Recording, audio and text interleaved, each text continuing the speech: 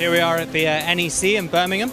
We're here for the cycle show, the biggest bike show in the UK, and we're having a look at the quirkier aspects of the show. We're at the American Pistachio Growers stand, and George is going to tell us why they're here. American pistachios are full of power, so we have lots of potassium, fibre, they're really good with vitamin B. What we've got is the ideal healthy lifestyle snack, recovery product, no added ingredients, no sugars, no unnecessary product in there. So we've been working in the sports market. Last year we sponsored the American water polo team and they won gold at the Olympics. It's down to the pistachios, isn't it? Yeah, it's all down to pistachios, the whole thing. Difficult to shell a pistachio when you're on the bike though. Not intended for that, no. You can buy them without shells, of course, but whilst you're here, part of the fun of eating a pistachio is taking the shell off. So most consumers in this place would have eaten pistachios with the shells on and snap, crackle and pop and had a good time with them.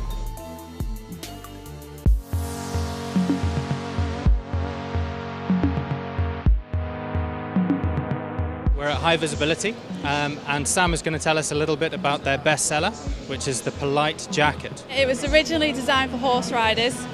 We thought we'd see how it went in the cycling. It was actually thought about at a horse show.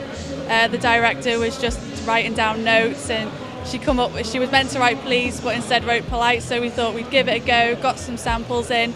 Showed it to a few people, they loved it. And what do cyclists make of it? Have you had any feedback from them? Yeah, they love it. A load of cyclists say it's like a force field around them. They say a lot of the traffic won't come past them and they have to sort of like tell the traffic to go.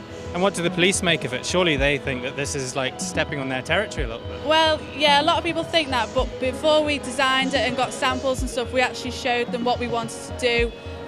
We said how we would make it not look like police and try and make it a bit more fashionable. But it does. Yeah, not really. If you compare it, it's more fashionable, it's more trendy, it's more stylish. We got some samples in, showed them, and they were like, yeah, go for it. The more you sell, the better it looks for us. Tell us a little bit about the Sunnycam. Well, the Sunnycam, the idea behind it is a pair of glasses with a HD video camera built between the eyes so that it records everything that you see. The idea came that we wanted a camera that was completely hands-free and mount-free, so initially for sports coaching, but actually that's developed now to be used for anything that you need to record with your hands-free. It's high definition, it's 720 HD. The actual quality of the footage is really good, where actually we've sold it to a lot of camera companies that initially were sceptical because they wanted full 1080 HD recording, and then when they actually saw the quality of the video, they were astounded. They couldn't believe that it wasn't 1080 HD. They're on sale now. What sort of price are they at?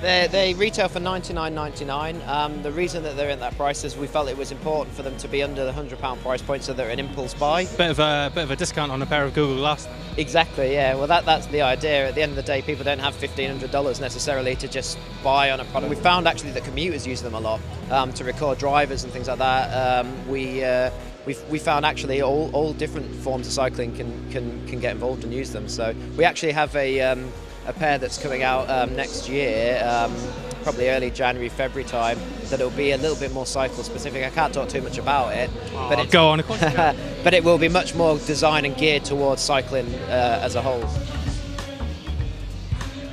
There's a new lubricant on the UK market. It's called Jizz, and we're here with Andrew Donaldson, who's going to tell us a little bit more about it. Started working on this about 2 years ago, and working with different manufacturers, developing products, etc. And then we came out in about May this year with just the cleaner, the 1, the 5 and the 25 litre, and then a brake and clutch cleaner, chain lube and the penetrating fluid.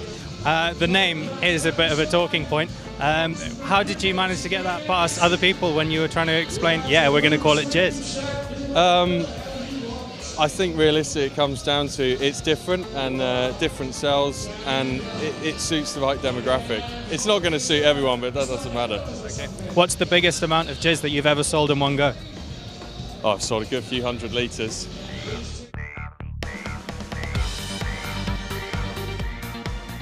Standing beside a rather fabulous looking bike, and Nick from Starley is going to tell us a little bit more about it. Well, Ugo Gattini, who was the creator of the bicycle, it was a big 10-metre long piece of artwork that was around the bicycles and the Olympics.